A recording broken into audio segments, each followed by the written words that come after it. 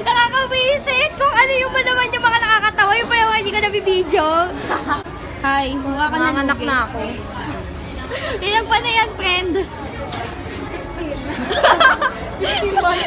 Ano? Dinosaur? Gag.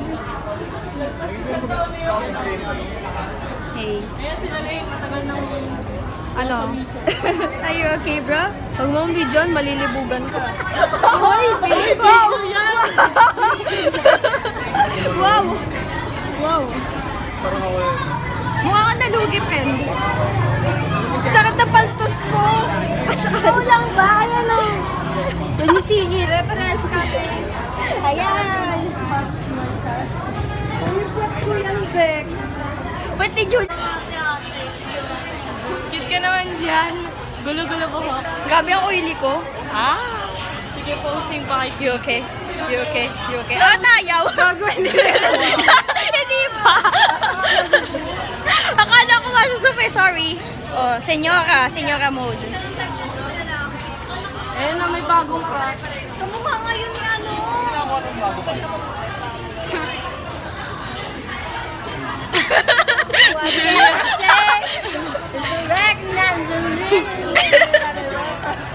Pag nakukumpleto tayo minsan, parang... Parang minsan hindi ko na-distinguish yung tama kapag ginagawa natin o hindi eh. Ikaw lang ang abnormal sa atin eh. Ako lang ba? Baliw kami. Ako! Guys, may katangahan akong ginawa. Finilm ko na tong video na to, itong introduction na to, bago ko i-film yung Hugot Webes. Bago ko i-film yung Hugot Webes. And, dahil nga masyado kong OC at gusto ko pag once na na-edit ko na yung video na isa, i-delete ko na lahat ng footage niya and matitira na lang sa akin yung mismong edited na video.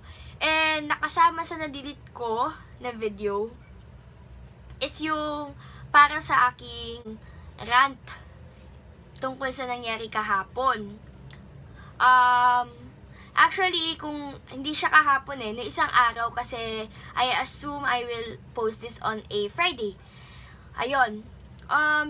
Nung isang araw kasi, nakakabwisit lang. Parang nakakaasar, nakakabwisit lang talaga yung nangyari sa amin ng mga magkakaibigan.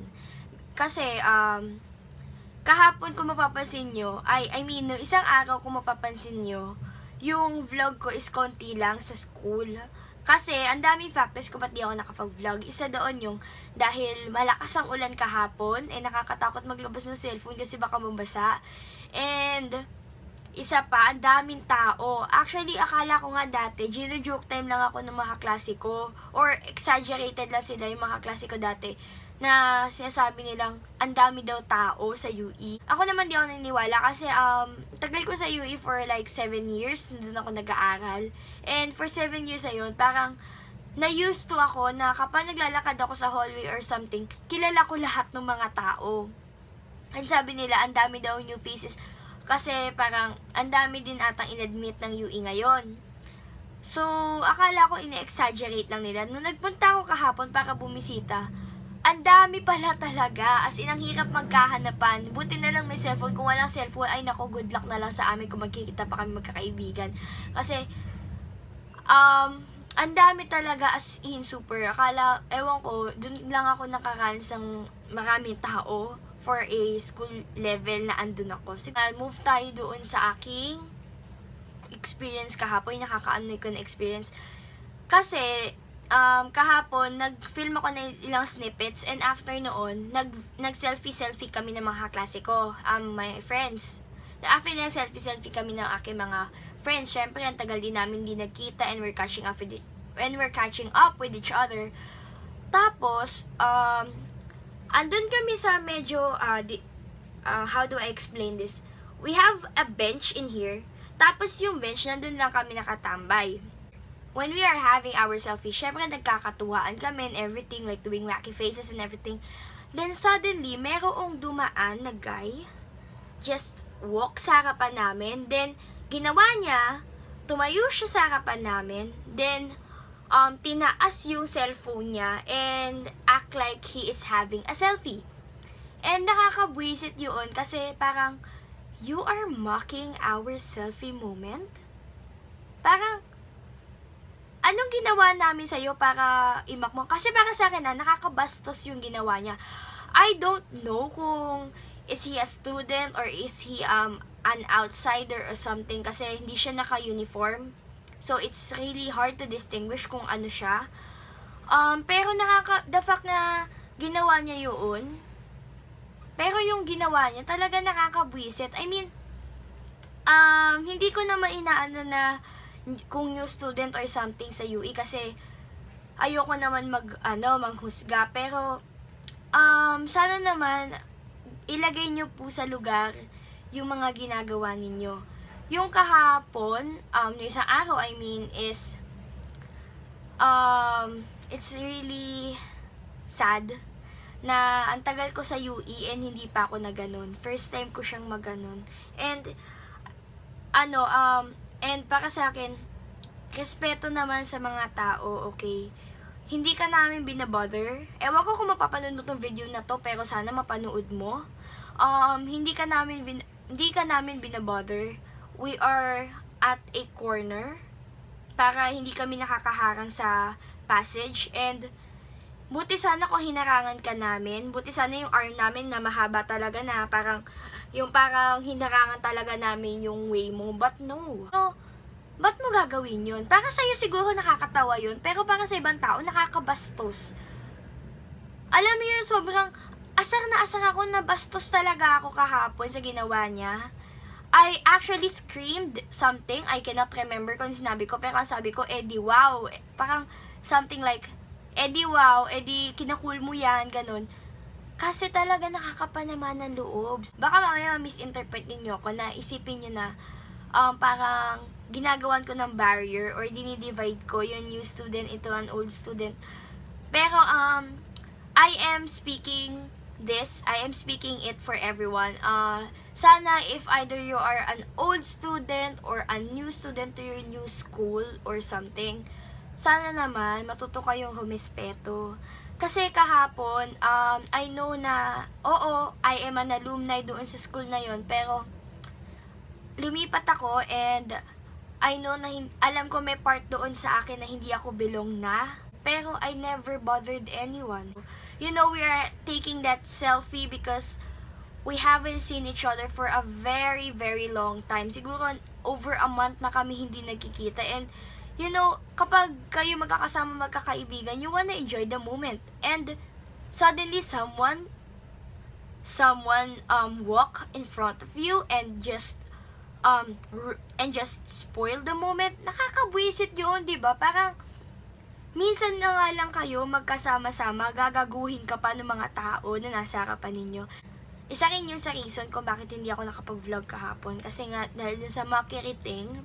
And, syempre, ang dami din tao, baka sabihin nila mukha akong tanga. So, even though I had the confidence to do it, nakakasuya. Ayun yung term. Nakakasuya na gumawa kasi meron na nag-spoil ng moment mo. And, ayun, sana kung sino ka man, I don't know kung matatandaan mo kami or would you recognize yourself? Basta ako, alam ko kung sino ka man, kilala mo sarili mo, kung mapanood mo ba to. Kung mapanood mo to, alam mo na ginawa mo yun at ikaw ang sasabihan ko nito, ha? Kuya, lumugar ka kung saan ka gagawa ng kalokohan, please, ha? Hindi ko sinasabing hindi ka belong doon sa school na yon. Sinasabi ko lang na nandyan ka na sa bago mong school, matuto kang rumespeto kung sino man yung mga tao doon. Kasi ako, wala na ako sa school na yon, pero nagawa kong respetuhin yung mga tao. I never bothered anyone. Hindi ako nang bastos katulad ng ginawa mo. And what you did is very nakakabastos. So, dito ko na ata i-end yung vlog ko. Shout out ko nga pala yung kaibigan ko, si Carmel. Hi, Carmel! Sana mapanood mo tong vlog na to. Carmel, alam ko kahapon pa yung birthday mo, pero hindi kita nabate. Kasi talagang, hindi ko alam, nakalimutan ko. Pero, yun, happy birthday sa'yo. And more birthdays to come. Love life, alam na. And, you know, thank you so much. Kasi, nahiya nga ako sa'yo actually kasi nung naglalakad ako, super absent-minded ko. Tapos nung nakita kita, parang, sino ka? Tapos nung ko na nahialay si Carmel pala yun. Medyo syunga din ako minsan. Pero yun, I love you Carmel. Thank you. Thank you nga pala. At ikaw ang una nakarecognize sa akin. Kasi maraming mga marami lang tayong marami kasing mga kulum ako na nadaanan. Pero they never recognized me or even say hi to me. Pero, syempre, di natin diba? Alam naman natin mga nangyari. So, yun. Happy birthday uli! And, also nga pala, isang birthday greet. And also nga pala, a birthday greet ko rin pala yung aking pinsan. Hi, Kuya Kyle! Kuya, happy birthday. Happy 12th birthday! Happy birthday sa'yo. I wish more birthday to comes. And, sana wag mo na akong tatawaging ate taba. Kasi hindi naman talaga ako mataba kahit mataba ako. Pero yun, thank you so much for the good memories na we shared together. And I hope we would create more memories kasama ang ating mga families. So, yun, happy birthday again to Carmel and Kyle. So, that's it guys for our Flashback Friday. So, sa Monday ulit, mag-upload ako ng aking Makeup Monday. Mag-upload ulit ako ng aking Makeup Monday. So, watch out for that video. So, that's all for the week. Bye guys!